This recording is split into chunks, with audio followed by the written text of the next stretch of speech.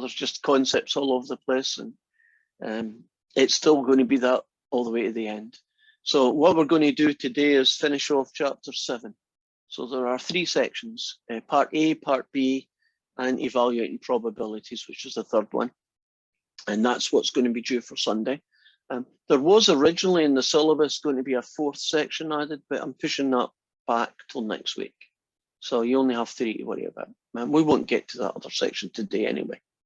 So what am I going to, oh, somebody came in late. What I'm going to do is focus on probability trees.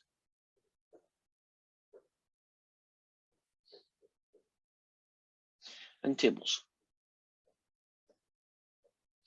And the questions that use probability trees, and that one is the last section. Now, once we get those finished, whatever time we've got left, I'm going to go back to some of the earlier sections, the A and the B, and talk some more about those. So we're going to get this one done first. Because things are kind of all over the place, the order's not that important. You can do them almost in any order you like. So let's jump right into this particular type of question. The ones that you're going to use probability trees and tables on are quite detailed. There's a lot of written information. I'm going to show you what the written information looks like, and then I'm going to return back here and start filling in what's called the probability tree and tables using it. And don't be surprised when you do the homework, although there's only 5 questions, that you have to read it 2 or 3 times before you get all the numbers that you want. But suppose in this high school, they only have 2 grades, 11 and 12th, so that's going to be juniors and seniors. Half of the students are juniors and half of them are seniors. So essentially that's what the first sentence has told me. There's only juniors and seniors. Half of them are juniors and half of the students are seniors. Half of the senior class and 70% of the junior class takes calculus. And from that information, using a theoretical or hypothetical table of 500 students, fill in all the numbers that go in this table. Right. So let me cancel. Let me now show you how we're going to do this question. In fact, this is how we're going to do 4 of the 5 questions that are in this homework. So you might think, oh, well, that won't take as long. They take a long time. So first thing I'm going to do is create a probability tree. And basically, it's a visual way of writing interconnected information. So the first thing that we're going to do is we're going to look at these students in the form of, you're either a junior or you're a senior. Now, what do I know about juniors and seniors is that half of them are juniors and half of them are seniors, and I'm going to turn the numbers into decimals because I find decimals much easier to work with, especially when you're multiplying them, which you're going to do a lot of. So what this basically, isn't this a visual representation of half the class is junior, the school is juniors and half the class is seniors? Are we good with that? Right. Now, what do we know if, I'll go back and read it, but they tell us that 70% of the juniors and 50% of the seniors take calculus. So the juniors, some of them take calculus and the rest, they don't take calculus. So I'm going to call them no calculus or not calculus.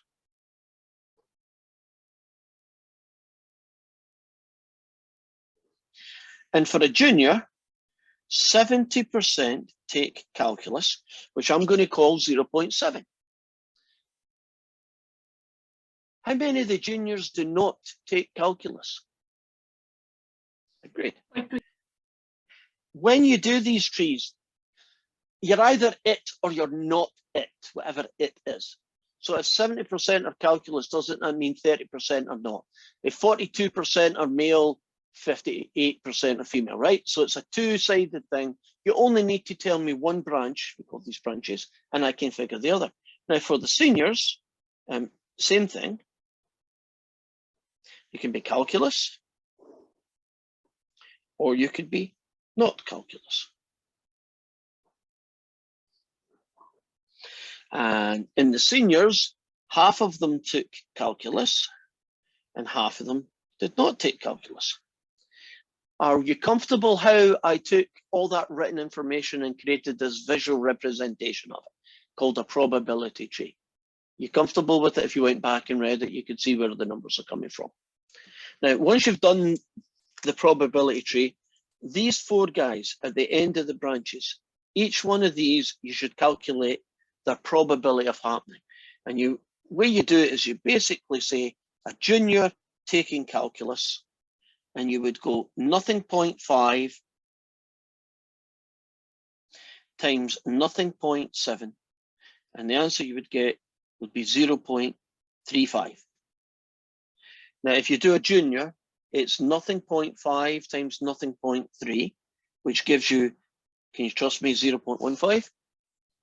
A senior taking calculus happens to be 0.25, and the senior not taking calculus also happens to be 0.25. Are you comfortable how you get the probabilities of these four finishing events? You just multiply the road that you took to get there. We call them branches. So 0.5 times 0.7 gives you this one.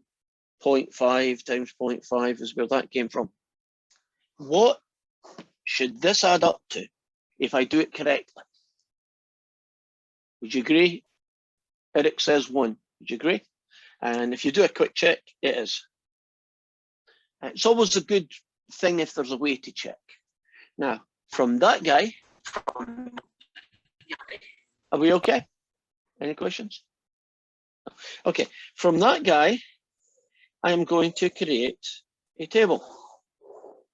And the table is going to be using the two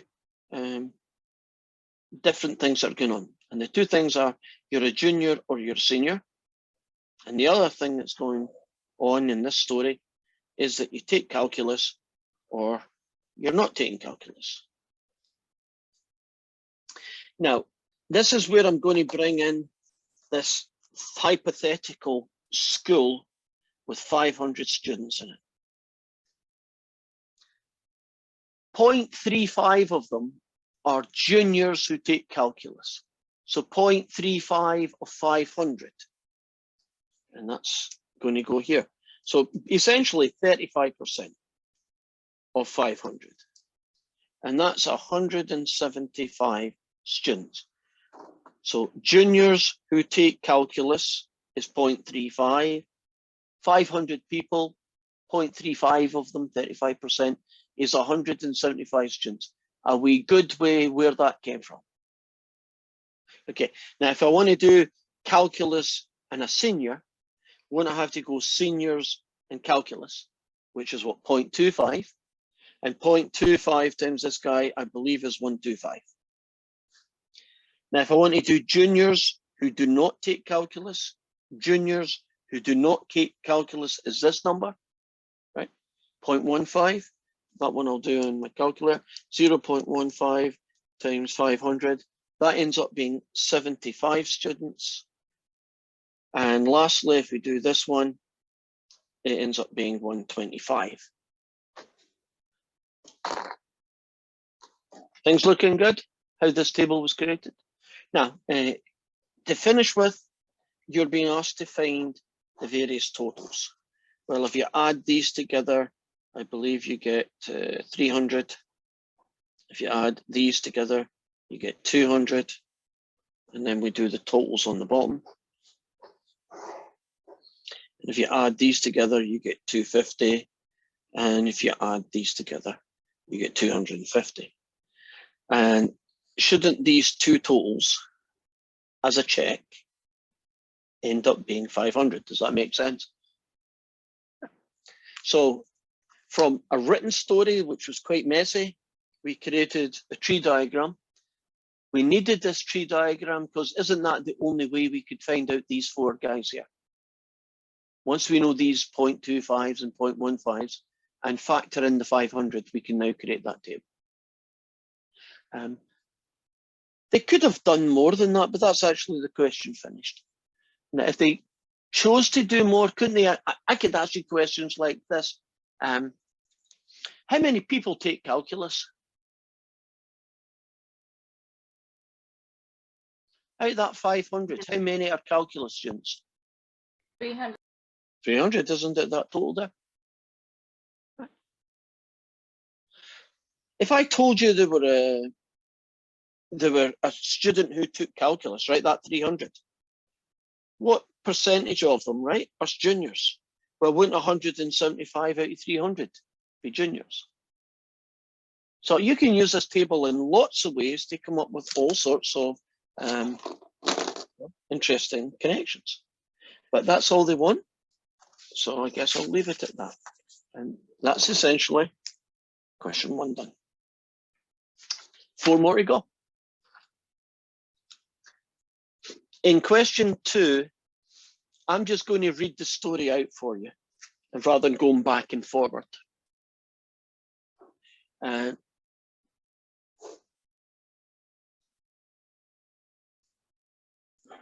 We are going to calculate a different high school. It's got juniors and seniors again. Pen's going, need another one.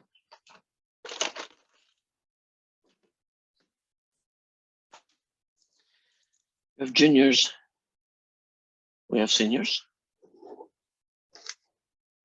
In this particular grade, oh, it's 50-50 again, so that's nice. Half the students are juniors and half of them are seniors.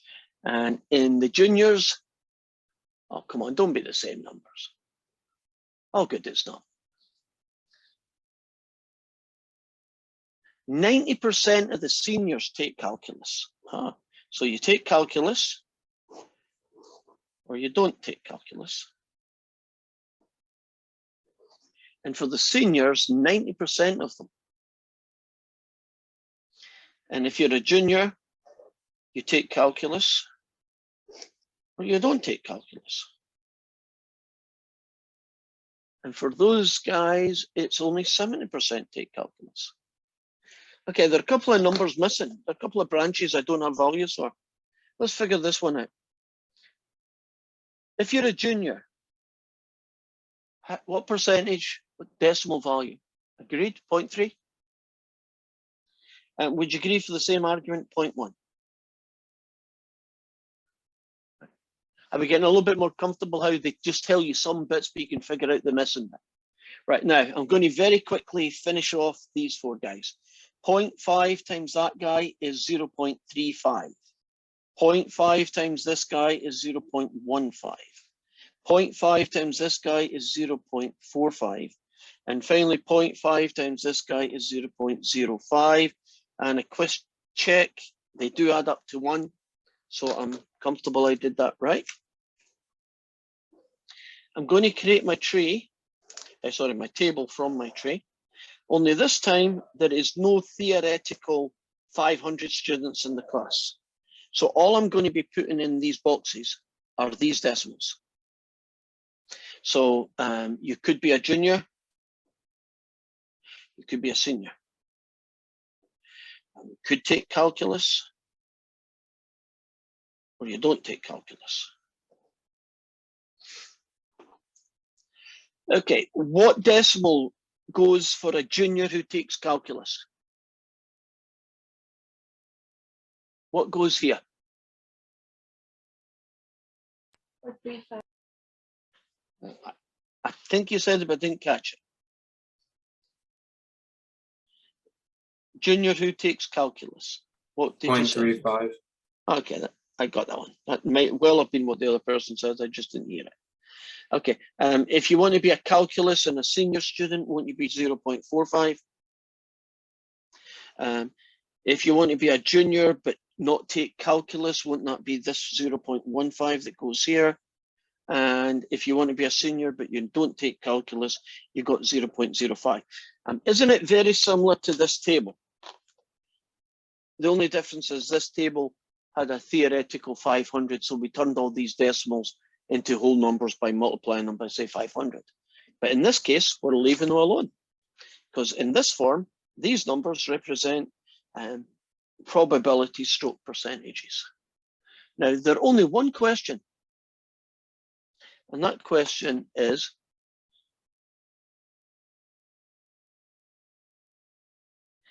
what's the probability that you're a junior, given that you take calculus? They went and phrased it like, suppose a calculus student was chosen at random. What's the probability that they're a junior? So this is the probability that you're a junior, given that you take calculus. Right. Since I know you take calculus, isn't the world now just that row? And I forgot to put my totals in, so I'll put them in right now. 0.8, 0.2, 0.5, and 0.5. Right, now.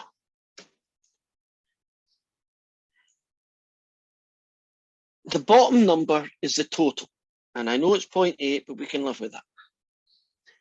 Which one of these two then goes on the top? Because it's always the thing you know and the thing you're thinking about. You know it's calculus, so there's 0.8 of those are calculus people.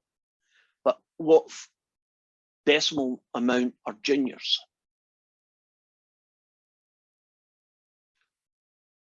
Which one is the red guy? 0.35. Do you see how we figured out that probability there?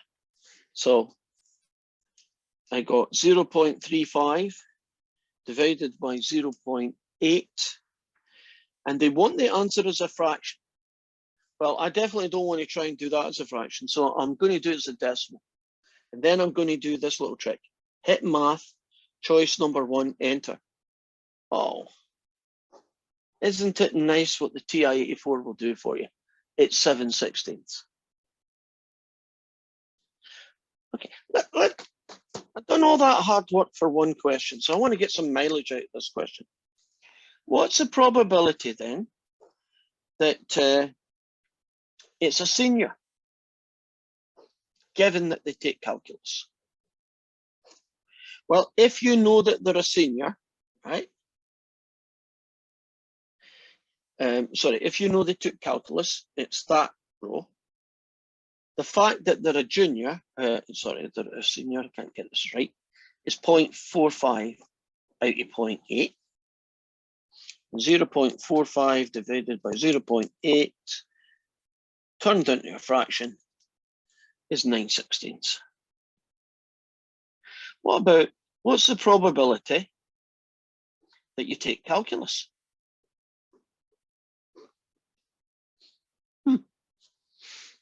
Well, I could use this table. If you randomly take any student, the chances that they take calculus happens to be those guys there and those guys there. Agreed? Aren't they the two that take calculus? What do they two add up to?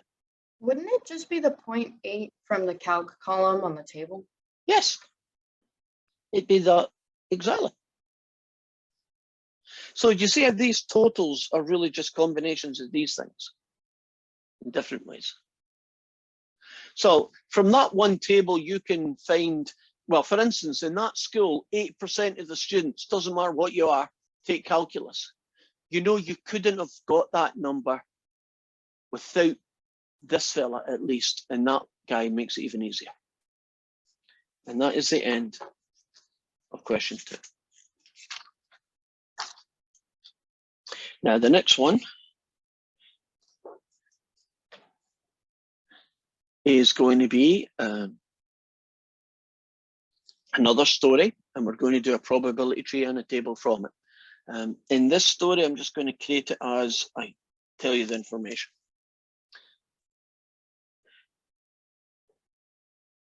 According to this story, an airline does 2 kinds of tickets. One of them is called an advance purchase, AP. And that's one that you can buy like 3 months out. right? So if you buy it early, it's called advance purchase. They tend to be much cheaper, don't they, than if you try and get a flight. You know, right now, if I tried to get a flight to New York, I bet you would cost an arm and a leg because it's such a last minute. They always make those prices really expensive. But if I was going to go to New York and I knew I was going to go there, couldn't I shop around if it's like 5 or 6 months and find a good deal? So advance purchases tend to be cheaper. You're buying them in advance. No advance purchase, you know, you bought them like last week or something, right? Now, in this story, they tell us that in this particular one that I've got, each question changes it a little bit. 70% of their 70% of their customers, 70% buy an advance purchase, and 30% are last minute shoppers. Right? These numbers will change, you know, depending on the story. Then they tell us that people are either no-shows, right? They don't show up, or they do show up. And you might think, God, you would think if you bought a ticket, you would at least turn up for the flight, but evidently that's not true. Some people don't turn up for flights. I have no proof of this, but I expect it's more to do with businessmen, right? They booked a flight to go to New York next week and then plans change so they don't go, right? So they don't turn up. Or at the last minute, something happens and they don't turn up. So there could be reasons for it. And according to this story, the people who have no advance purchase, right, their no-shows 5% of the time. And the people who do an advance purchase, their no-shows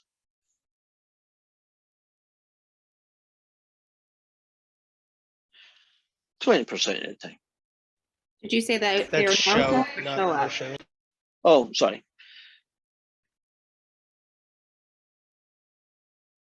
20% of the time goes there. Now, that number there is not 0.2. Agreed? What is that number, given that this is the correct number to use? 0.8. 0.8, right? And so they're only going to tell you one of the two. Would you agree this other number then is 0.95? Which kind of makes sense, right? You would expect more people to show up than not. Now, once you've created this, I'm going to then move into, you know, getting these 4 events so I can start creating my table. This guy times this guy. Goodness gracious me, let's go. 0.3 times 0.05, and the answer is 0.015. If you go this one, it's nothing 0.3 times 0.95, 0.285. Now this one I can do in my head, and this one I can do in my head. And can we just pretend that I checked it and it adds up to 1? Now we're going to create this fellow.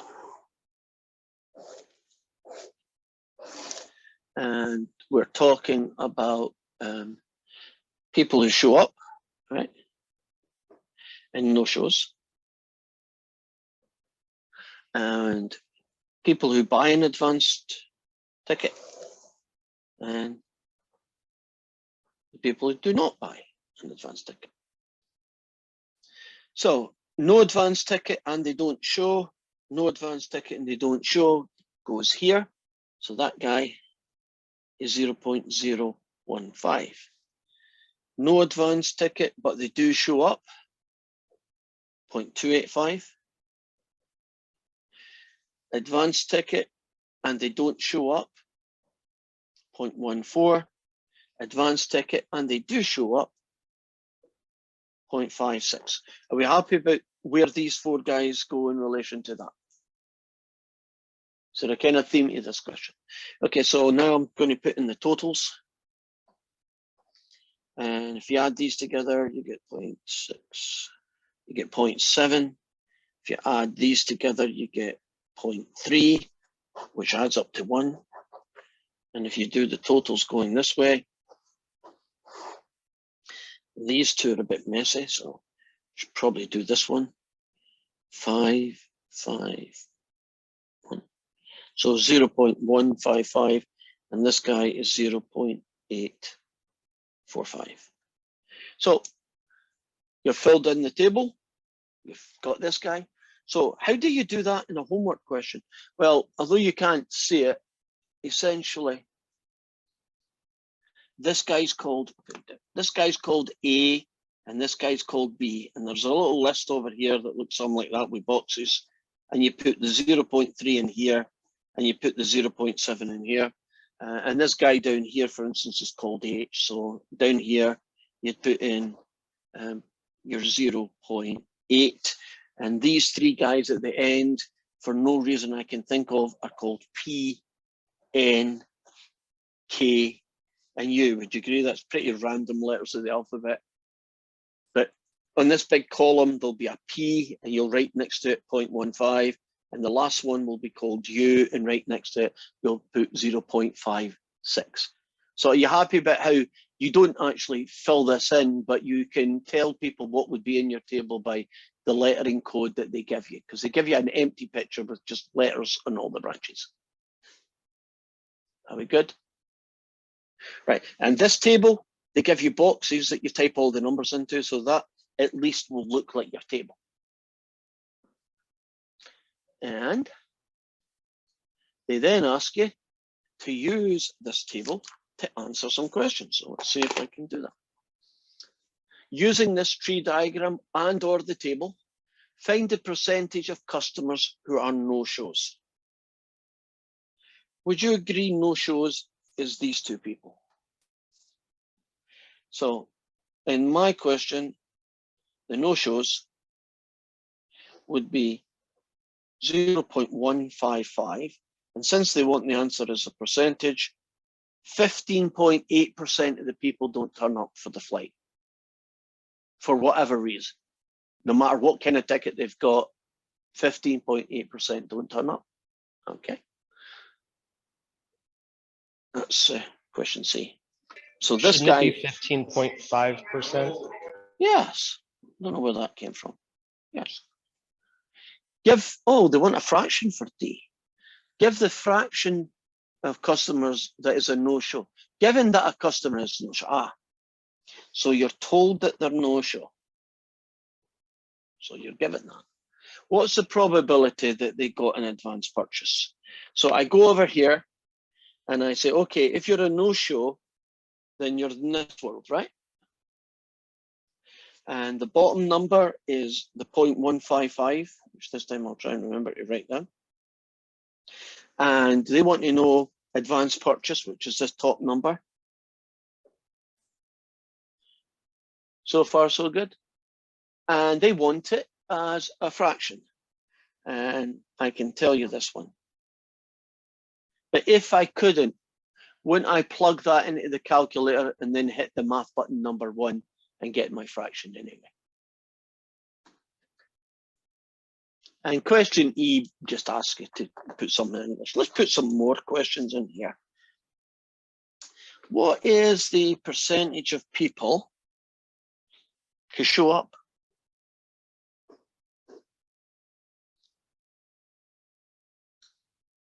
It's in the table.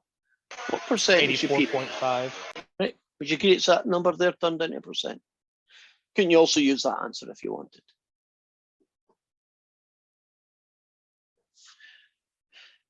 Suppose I tell you this one. What's the probability that you've not got an advance purchase, right, given that you're a no-show? Well, there's the no-shows, so it's 0.155 again. Only this time, that's your top number. And that one I am going to do in the calculator, at least try.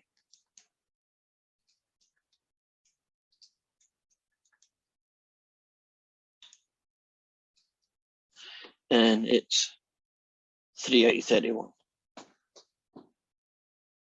So when you've got this table, can't you answer all sorts of questions like what's the percentage of this, what's the percentage of this, given that that's true, and so on and so forth. Very versatile little table. There's lots of good stuff in it. Although that's in the question, let's talk a little bit about information. Let's suppose that's reasonably accurate.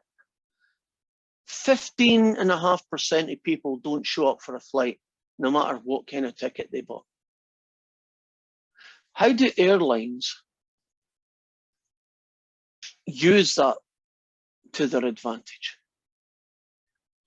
They oversell tickets. They do. I'm pretty sure they don't oversell them by 15.5%, because isn't that pushing your luck a little bit? Because one flight is going to be more and another flight is going to be less. But they probably do it, I'll make up a number, like 5% overbooked. Has anybody had the situation where you tried to get a flight and it was overbooked? What did they do, Abra? Or what did they do for you? Oh, they tried to get people to take credit vouchers to get on the next flight. Yeah. And the credit vouchers could be $100 or it could be a free flight, right? Depends on, I guess, how desperate they are. Yeah, there was get one time I was on a flight and they were offering $1,000 in airline credit to get on the next flight that was 2 hours later. Did you take it? Because I would. No, because I was heading to a conference. I got bumped once voluntarily, and they gave me a $200 ticket, which was kind of cool. But one of my students told me a really cool story. He was on a flight where there was too many booked. Well, let's rephrase that. In coach, they were overbooked. And do you know what he got? A free upgrade to first class. Is that not cool? I wish I could afford first class. It's cool. And I'm drifting, so back to stop drifting and back to our next question. Are you getting a theme for these questions? They do kind of flow the same way. So at least this bunch of questions is similar to the last one, right? They're all kind of same old, same old.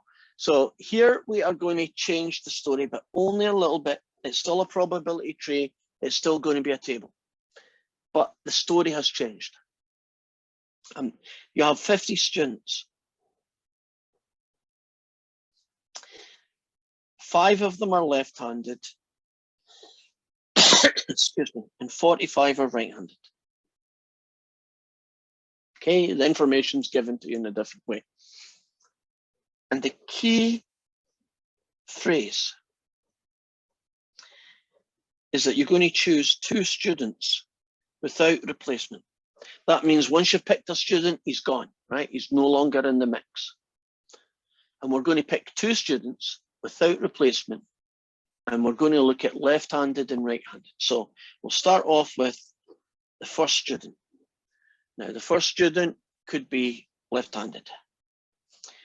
I'm going to call this student right-handed, because to me that makes more sense. In the question, they call them not left-handed, which is kind of a weird way of phrasing it, right? So I'm just calling it what it is, right? So I'm calling them right-handed, but when you look at the question, the homework, it's not left-handed. I don't think that's a big deal. Okay, let's look at probabilities. The first student is going to be chosen out of 50 students.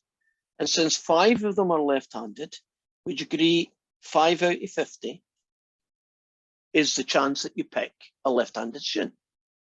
Now, I know you can simplify those fractions, but let's not bother, right? Not right now. What fraction are going to be right-handed? 45 out of 50. Agreed. Aren't we using the same trick that they always add up to 1? Right. So if it's 80 out of 100, the other guy's 20 out of 100, right? Nothing really weird has happened. Now things get a little bit different. Let's do a left-handed right-handed, but this is now the second student. Now, if you're on this branch, doesn't that mean the first student was left-handed? So when you come to pick the second student, there's only 49 students left to pick from. Agreed? And how many of those 49 students are left-handed? Do you see why that number has changed from what it was the first time? That's what without replacement does, right? You change things because of what happened previous. How many people are going to be right-handed in this same story then? 45 it is. Aren't we using the trick? They always add up to 1, so in this case, don't the two top numbers add up to 49? And then you do it one more time with this situation. So you have a left-handed student, or you may have a right-handed student. Now, in this story, the first student was right-handed. So that means you've only got 49 students to pick from. Right. That student was right-handed. You've now got 49 students to choose from. How many are left-handed? Agreed? 5. Now, won't the bottom number, or the bottom fraction, won't it be the rest of them? Now, thank God they're not doing this, but couldn't you do 3 students and branch even more? And wouldn't all these numbers change again, depending on what happened in the past? Now, each one of these fellas here, right, the destination has to be calculated. And you do it by taking each of the probabilities and multiplying them together. And I'm doing a quick check. What do they want? They don't want anything. They just want you to write the answer down. So they don't even want you to do the table. So that's fine. First one, I know you can do this a better, more efficient way, but I'm just going to do it with fractions. So it's bracket 5 divided by 50, close the brackets, times bracket 4 divided by 49. I just like brackets because I'm not sure. There's an ugly decimal. Math, choice 1, enter 2 out of 245. Okay. The next one.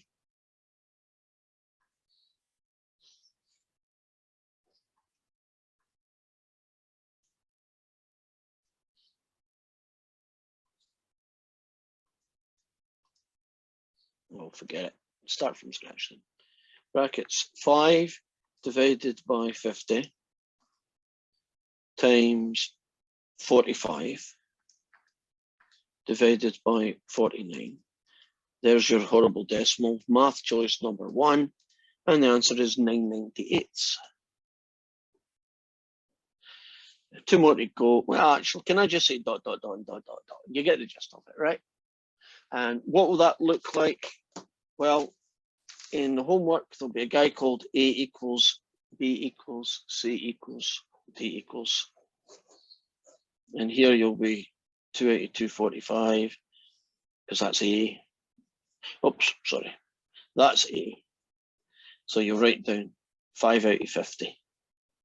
That guy at the end is called K for some reason. So down here you'll have a K. And that's the one you put 2 out of 245. So you just basically put all these answers in whatever box letter they call it. Yes, Barbara, what's your question? I missed something. When you go from right hand to right hand and it goes to 46, why does 46. it go up? 46 over 49. It started off at 45. Oh, that might look like a 6 to you, but it's just a badly drawn 4. So it's 4. 44. Okay. All right, thank you. Yeah, I don't know why my 4s look like 6s, but they do. Hopefully you'll get used to them. Right. One last question and we finished this. And this last question, we have got a table. So we don't need to create a probability tree. We don't need to create a table. All of them are done for us. So I can show you that one. And we'll look at what's being asked of us. So I might shrink this back a little bit. I don't know. Can you still see that, or is it too small now? We can see fine. Okay, right. So what you've got here is a table basically giving you information about a test.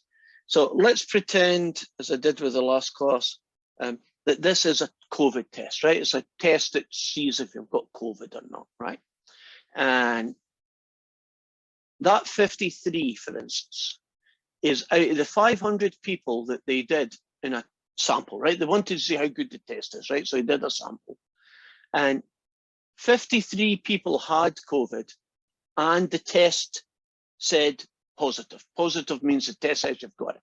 So wouldn't that be the test told the truth? It got it right. But 6 people had the disease, but they got a negative test result. Anybody know the name that they give to that situation?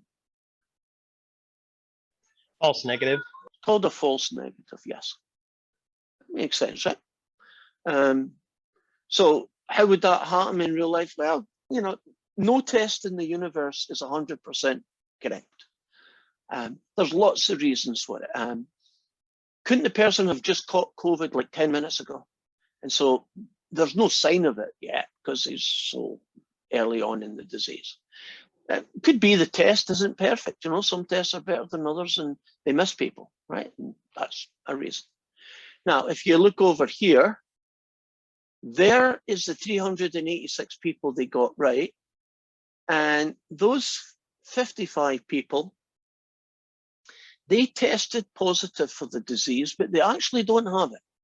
And that's called a false positive, right? Now, if you are in charge of creating a test, would you agree that you want that guy there to be a much smaller percentage than getting this guy wrong? Because isn't a false negative much more dangerous to people than a false positive? So all a false positive is, oh, you've got COVID, oh, and you worry. And then they check you and they test, sorry, mistake, you're okay. But apart from a little bit of nervous, very few people die from false positives, right? Could you die from a false negative? Yeah. You get a test and it says you've not got whatever it is, and you think that's fine, and you leave the hospital, and that night, you know, it hits you like a ton of bricks, and, you know, before you get to hospital, you're dead. So we don't like those to be equal. We do like false negatives to be as small as practically possible, right? That's kind of a sensible goal, at least. You're not going to be 100% effective, but you're going to be good. So from this table, we're going to be asked various questions, and some are percentages and some are not. So the prevalence of the disease. Well, from this data, 59 people had the disease. So won't that be 59 out of 500? Agreed? And I'm going to my calculator and I'm doing 59 divided by 500 and I'm timesing it by 100 and I'm getting 11.8%.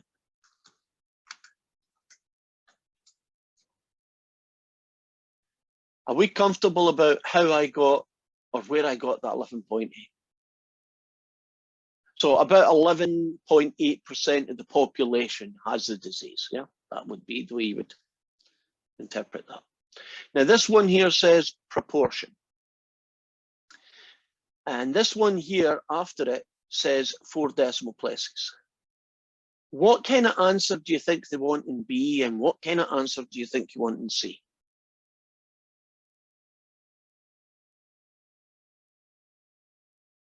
By the way they've phrased it, what do you want? A percentage? Do you want 3/4? Do you want 0.123? Right, that would be the situation. Right, so you'd want a decimal on C, and the clue is 4 decimal places. Agreed? What about B? Do you think you want a fraction or do you think you want a decimal? What's the clue here? A decimal.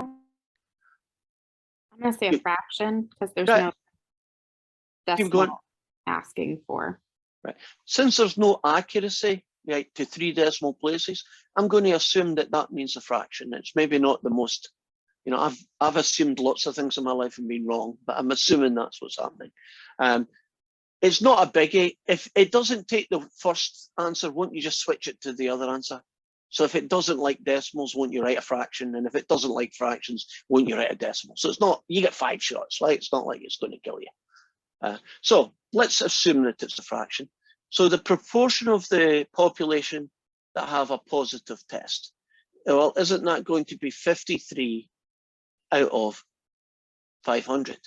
Or is it going to be 108 out of 500? Which is it? 108. Correct. You agree? So 108 out of 500. And now I'm going to do a little trick, though you can't see it. 108 divided by 500 is an ugly decimal. Well, not that ugly, actually. And you do math number 1 and you hit it. I get 27 125s.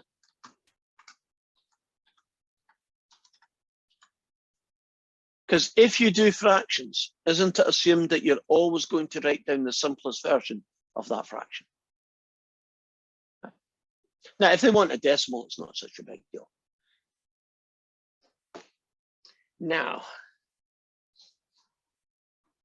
the sensitivity of the test.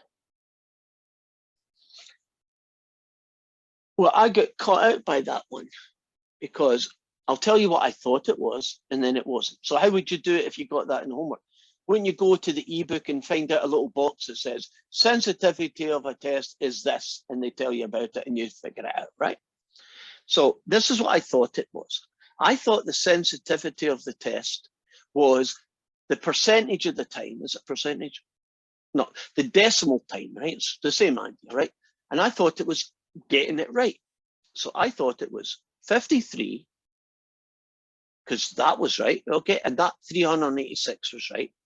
And I thought, well, if I add them together out of 500, that's the sensitivity of the test, right? What percentage of time did you get it right? But it's not. The sensitivity of the test is what that guy out of that guy. So it's a percentage of the time that you tested positive. And that's not obvious, but that's what it is. So 53 divided by 59. So let's see how good that is. And to a decimal, here we go. 53 divided by 59 is 0.8983. I think that would have been better as a percentage. Isn't this test about 89, 90% effective? That if you've got the test, it's going to tell you about 90% of the time correctly.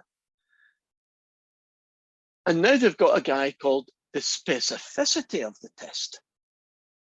So if 53 out of 59 was the sensitivity of the test, what number combination do you think, even though you've never probably read that term, I haven't until today, which ones do you think it is for that fella?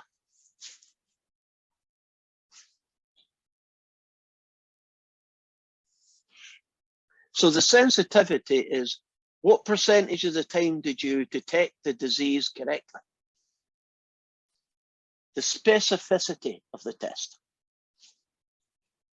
Would that be like 53 divided by 108?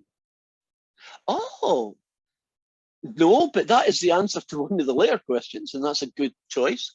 It's going to be 386 out of 441. In other words, the percentage of the time that you correctly predicted they didn't have the disease. Now, I wish actually they had just phrased the question that way, right? Wouldn't it be a lot easier because now you know what it is. So it's going to be 386 out of 441. Turn that into a decimal. The predictive positive value, well, didn't one of you say that guy out of that guy? And that's what this one is. 53 out of 108. And the predictive negative value of the test is going to be that guy out of that total. So it's 386 out of 392. Now, all of those questions, D, E, and F, are actually to be to 4 decimal places. So you're going to turn them into decimals and write them down. So we all learned something today. I did not know what the sensitivity of a test meant, but I suspect it's just what this book decided to call that thing, right? If it was a general term, I'm sure I would have heard of it before. Are we good with that chapter? That's done. Right? So, is there anything about, yeah, go. I actually had a question because for my number 3, it asked me for a hypothetical 100,000s table. Okay. Ooh. Is it number 3? Did you have Yeah. 100,000? Oh, there's 100,000. I can see it. Okay. Do you see all those decimals that you've got? Mhm. Just multiply them by 100,000 and they'll turn into the numbers you want. So 100,000 is 1 and then 5 zeros. Yes. Thank you. So if it was 0.2, you'd go 0.2 times 100,000. So I did that table with decimals, didn't I? But you know, you could do it with 500 people, multiply them all by 500 or whatever it should be. Okay, thanks for catching that. Can we move back now to 7B? I had a question. Yes, Isabel. For A, when you got 11.8%, how did, what fraction was that? Where did you pull from there? This one? Yeah, like what's the prevalence? Right, the prevalence of the test is, the prevalence of the disease is 59 people out of 500. So it should have been 59 divided by 500, converted into a percentage. So it's just the amount of people that contract the disease. Yeah. Okay, cool. Any other questions? Last chance, any more? Okay. Let's go back to 5B now. Has anybody got a number that we've done or got up to in 5B? Give me an idea of where I need to continue from.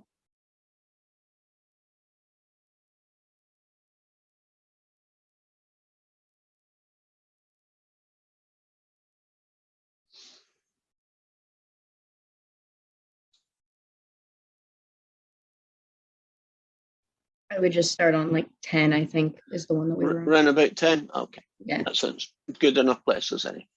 Let's show you what the question looks like, because it makes life a little bit easier if you can see what I'm talking about sometimes. We were just able to see the questions and now we can't. Can you Now see we them now? can. Yeah. Okay, right. So this table shows the investigation of the incidence of myopia. Well, one of my other classes, it could have been you, is myopia has something to do with long distance, short distance, or whatever. Yeah, we did 10. We did 10, okay, so we can skip that one then. Right, have we done the difference between mutually exclusive, the test for mutually exclusive, and the test for independence? Nope. I don't think so. Okay, that's a good place for us to start then. So we've met the terms before, I hope, right? But let's just remind you what they are.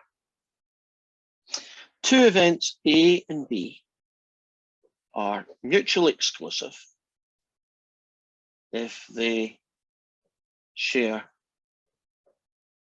no common elements.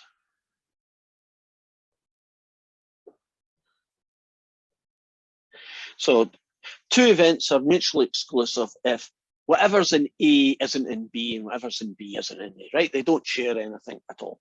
So mutually exclusive could be something like clubs. That's A, you pick a club, and B, you pick a red card. Would you agree those two events share nothing in common? Right. If I roll a dice, A could be 1 and 3, and B could be all the even numbers. Would you agree that they are also mutually exclusive, right? Right. A doesn't share anything with B. Now, these are mutually exclusive. Let's show you what not mutually exclusive is. Suppose A was king and B was red cards. Would you agree that some kings are red cards and some red cards are kings? Right, there's an overlap there. Isn't there some things that are in both groups? Agreed? Can you oh, good. For a minute, I thought we'd lost you there. Right, so these are not mutually exclusive. Right. How about A is 1, 3, 5, and B is you roll a dice and you get 2, 4, and 5. Would you agree they share one column in L, in this case, one column in L, so they're not mutually exclusive? Are we cool with that? Right, now, independence. Two events, A and B, are independent.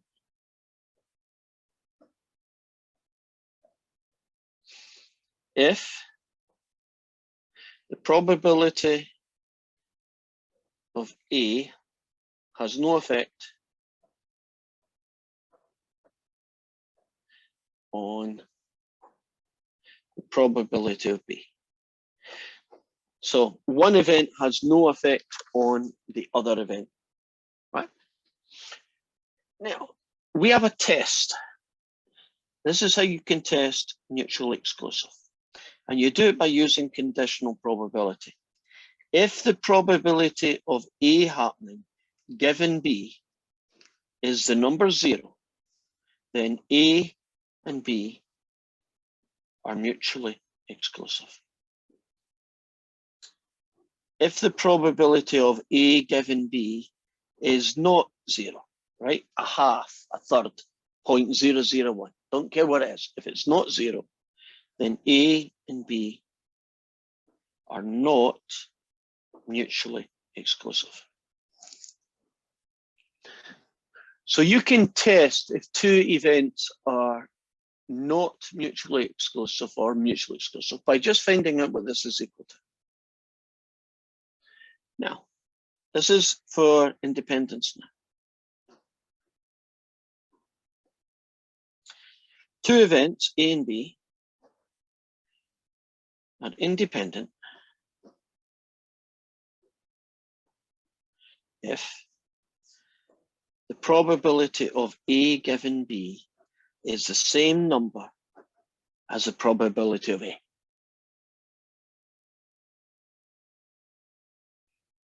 And they're not independent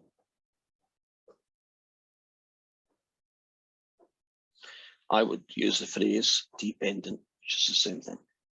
So they are dependent if the probability of A given B is not equal to the probability A.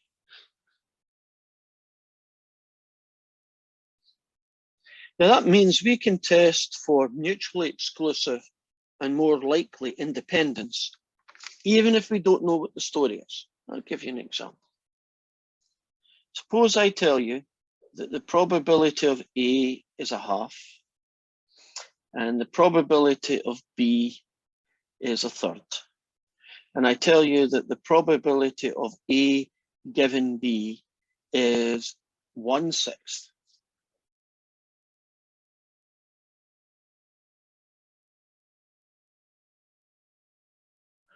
Are A and B independent or dependent? Dependent. You might have said that, I didn't catch it, Eric. Dependent. Correct. These are dependent. And I don't know if they're to do with cards or throwing coins in there or anything. Why do I know they're dependent? Well, isn't 1/6 not the same as a half? If I had told you that the probability of A given B was a half, then wouldn't we be able to say that, oh, they must be dependent? Because isn't the probability of A given B the same number as the probability of A? Let's do one more question. Suppose A is getting a heart, and suppose B is getting a king. Are those two events mutually exclusive? No. Would you agree some hearts are kings, right? So they're not mutually exclusive. I don't need to test for that, I can tell by looking. But let's do independence now. Let's find the probability of A given B. Well, what's the probability that you get a heart given that the card is a king? Well, the bottom number is a king, so that's 4. There are 4 kings. How many of those 4 kings are hearts? So the probability of A given B is 1/4. Agreed? Now, let's find just the probability of A, right? What's the probability that you get a heart? Well, that's just a normal probability. Out of 52 cards, aren't 13 of them hearts? So the answer is also 1/4. So if you look at the 2 events, it's a heart and the other event is a king, they are not mutually exclusive, but aren't they independent? Independence is to do with the effect on the probabilities of something happening, not in the things themselves, but the effect on the probability. Would you agree knowing that the card is a king doesn't help you decide if it's going to be more or less likely a heart? Isn't it in fact going to be the same chance of being a heart anyway? They don't affect each other probability wise. Does that kind of make sense? So you want to test independence, you just test, is the probability of A given B, is it equal to the probability of A? If the answer is yes, it's independent. If the answer is they're not the same thing, then they're dependent. If you want to test for mutually exclusive, you just do the same test. Is the probability of A given B? If it's 0, they're mutually exclusive. And if it's not 0, then they are not mutually exclusive. And a lot of people think that mutually exclusive and independence are the same. But can you see up here, one of them is not mutually exclusive, but it is independent, right? So they don't even, they're not going in the same direction each time, are they? You know, they're kind of unconnected in many ways. Okay, I'm now going to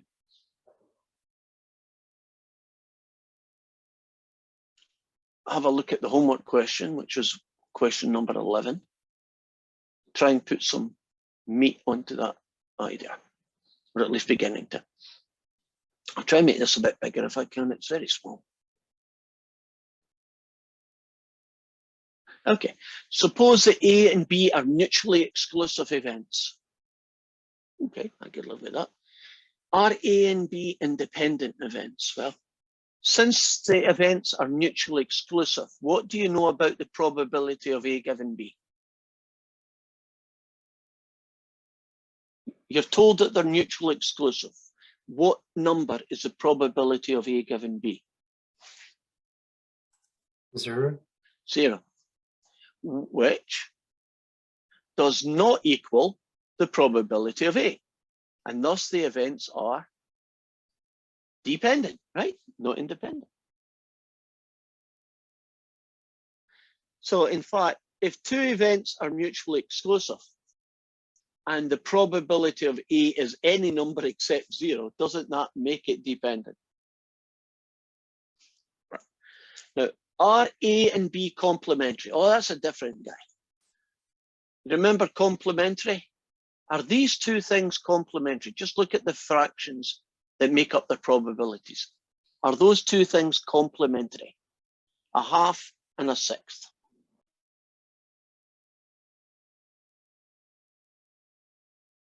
Remember, complementary is like a seesaw.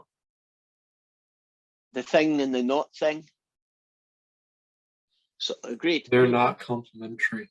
Shouldn't they add up to 1 if they are? And if one's 5 sevens, the other should be 2 sevens. Would you agree that these two don't add up to 1, so they are not? So you fill in the sentences and you get your thing. So here is a story about somebody called Vlad. Suppose you and your friend Vlad enter a drawing for a free lunch by placing your business card in a bowl at a restaurant. In week 1, and again you do it in week 2, one winner is drawn each week, and the events are defined as A, you win in week 1, and B, Vlad wins in week 1, and C, Vlad wins in week 2. Okay. Are the events B and C independent? Is Vlad winning in week 1? Does that stop him in any way from winning in week 2? Isn't he just as likely or just as unlikely? I'm assuming that the guy who picks out, out the business cards, oh, gotcha, right? I'm assuming that that is independent. Yes, Isabel. For the previous question, how did you know that the probability of B considering, or the probability of A considering B is 0? How did you find that? Oh, since they are mutually exclusive, it's always going to be 0. The test says the probability of A given B equals 0 happens when you're mutually exclusive. So if you're mutually exclusive, the probability of A given B is 0. Okay, but if it didn't tell us that it was mutually exclusive and then it asked us to You find can out. tell there's not enough information. Okay. So, But how would you find it out if it equaled 0 if there wasn't enough information? try and think that again. Let me nip back to the thing, and I might be able to see what we're saying here. So imagine we had a different question, right? See, the question that we got said something like this. Let me keep them there. And it went and said that A and B are mutually exclusive, right? They told us that.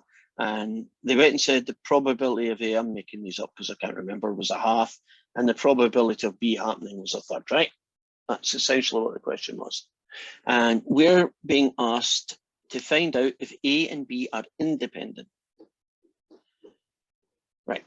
Now, if they were independent, wouldn't that be true? Now, since you tell me that they're mutually exclusive, if you are mutually exclusive, this probability is always going to be 0. So I know this is 0. Why do I know it? Because they told me that. Now, does that equal this fella? Nope. And since they are not equal, this test says when they're not equal, it means that these two, right, these two guys here are dependent.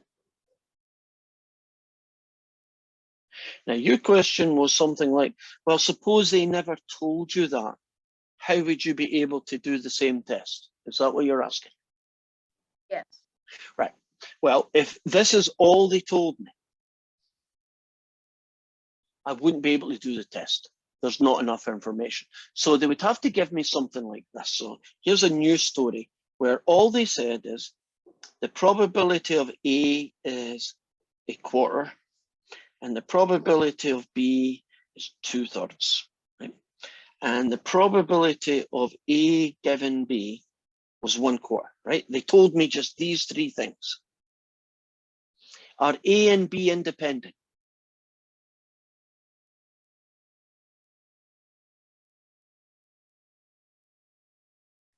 Yes.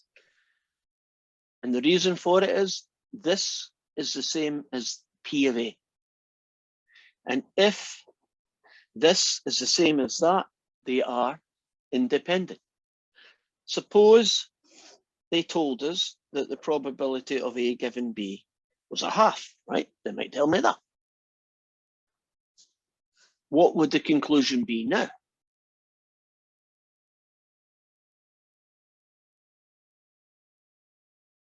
Dependent. Yeah, because isn't this not the same as that guy?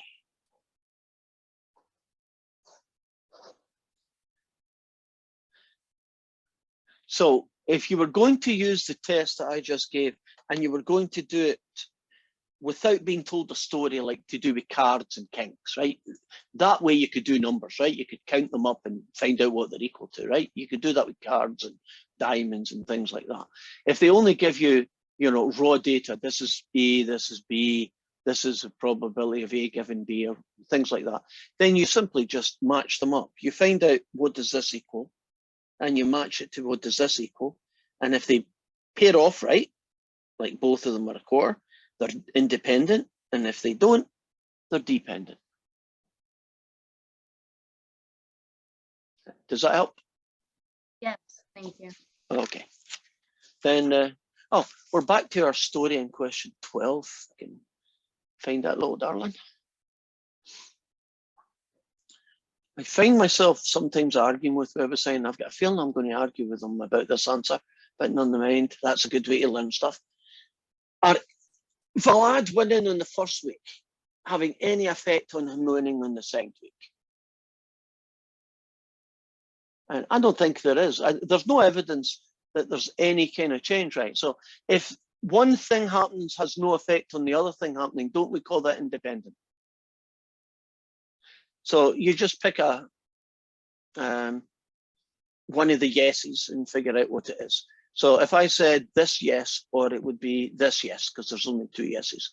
This yes says, yes, B and C are independent because the outdrawing drawing one is related. Ah, so it must be this one then. Yes, because they are independent, because one week is unrelated to the next week, right? That seem reasonable based on that? Now, in a different world, suppose every week they take it and they throw away the cards, and then the next week they start from scratch. If you assume that's what's going to happen, this makes sense. Let's imagine that you just put in your cards and they stay there. And the next week they just add to the ones that are there, and the next week they add to the ones that are there. So it'd be a really big bowl, but you'd have tons of cards in it. If they pick your card up and you win, that's great. If they stick it back in the bowl, isn't it still independent? But what happens if they pick it up and say, okay, you've won, and they throw your card away? Isn't that going to change your chances of winning the next week? So you have to be a little bit careful on what you think the full story is. And that's why I may end up disagreeing with some of their answers. And for instance, suppose after week ones, the cards are not drawn as a winning card, are retained in the bowl. So basically they throw away the winner. Would you agree in that case things change and they would be dependent?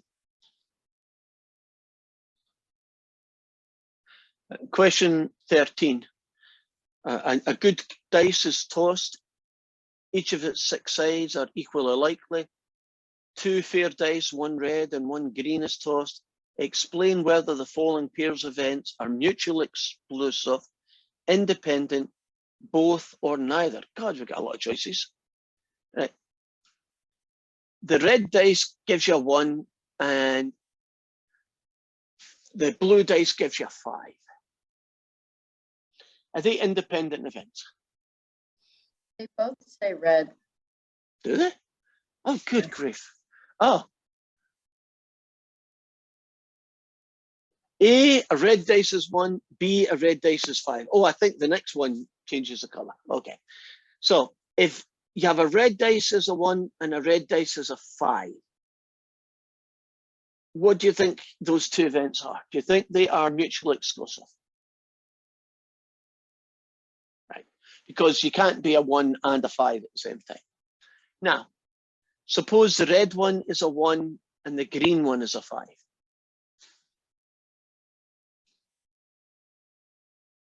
Could they be independent? Right. Could they be mutually exclusive? Right. So there you go. Now, here is a table with a whole load of numbers. 193 students were asked to pick a number from 1 to 10, and you get a nice big table. So what is the probability, approximately, I guess you're rounding off, that someone picked? Wait, sorry, Yes. for the previous question, Yeah. did you say that the top one was dependent or it wasn't? These two guys up here are mutually exclusive. Okay. Right. Are So you they- can either have a mutually exclusive and independent, or a mutually exclusive and independent. So, oh, they're back to calling it not independent again. I wish they'd called it dependent. So it would be this one. So they are dependent. Yeah, if you're mutually exclusive, you're dependent, aren't you? Because won't the probability be 0? And if the probability is 0, you can't be the probability of A, right? That's what I'm basing it on, that one. And this one here, we know that they're independent. What's the time? Whoa, okay. I've not too many questions. These couple of questions here are both similar, so if I do one, we can kind of assume the other's similar. 193 students altogether. Yep, that's that total there. What's the chances that you pick the number 4? Well, won't that be 21 out of 193? And won't you just turn that into a nice decimal and round it off? What is the approximate probability that you pick the 2 extremes? Well, one of them. So would that be 3, and that one would be 7. So altogether, there's 10 extreme numbers, again divided by 193. Are we cool with that? Okay. What's the approximate probability that someone asks you to pick a number from 1 to 10? You will pick an odd number. Okay, I'm not going to do that, but wouldn't you add 3 and 23 and 17 and 59 and lastly 12? Wouldn't you add all them together and divide by 193? So that's just a table and getting probabilities from them. That's not really different now I look at it. Okay, you've got 184 students. That's what made me think it was similar. It's picking the digits. What is the probability then? Let's see. Suppose that a student is asked to choose a number from 1 to 10. Define A to be the student chooses a number 10 and B to be the student chooses an odd number. That's a stupid question. What's the probability that you choose both a 10 and it's an odd number? 0. It's 0. Okay. It's 0. Are the events independent? No. Well.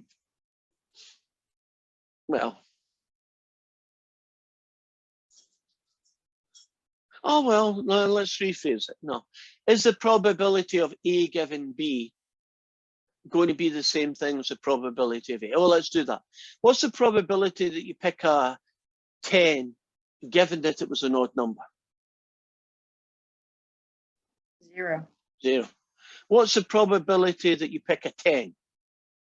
1/10. Oh, they're not equal, they're dependent. Okay. So they're not independent. Are these two events mutually exclusive? Right, I don't need to do a test on that. Is an odd number event mutually exclusive from the number 10? Do they share anything in common? And so they are mutually exclusive then, aren't they? Actually, if they put that one first, wouldn't these two be much easier to do? Okay, got by that one. Yeah, we can do this one. It's the last question and perfect, almost perfect timing. Abra will give me an error for being 2 minutes late, but we'll go for it anyway.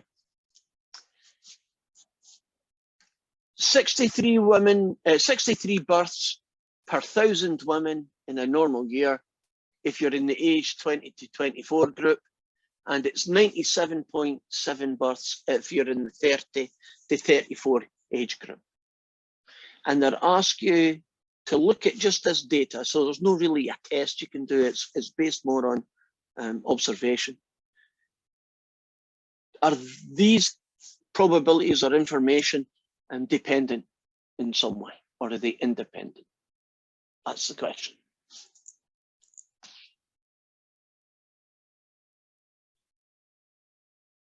Independent. Say again, Eric. Independent. I like your answer, but I would only agree with you if you can convince me, because I'm going to argue against you. But that doesn't mean you're wrong, because if you come up with a good reason, I'll change my mind. They can't be in the same age group. Okay, so that makes them mutually exclusive. But we're talking about independence here, aren't we? So it would be dependent because it would be 0. So we're going to go for dependent because it would be 0. Here's another reason for it. Would you agree that the age of the mother does affect the chances that she's going to have a child? And based on this data, doesn't it look like 30 to 34-year-old women have more babies than 20 to 24-year-old women, right? Now, I could go silly here, just to try to emphasize it. Would you agree an 80 to 84-year-old woman is going to have a different chance of having a baby than a 20 to 24-year-old woman, right? So isn't the age having an effect on the probability of something happening? And we're asking here, is age affecting the probability that you have a child? And yes, I would say it is. Now, if Eric had came up with, or anybody had came up with a good reason for it, I think in some of these questions, you could argue it quite well. I can't think of one for this one, but that doesn't mean that there isn't a good argument out there. I just can't think of one right now. So say your last name and bye-bye.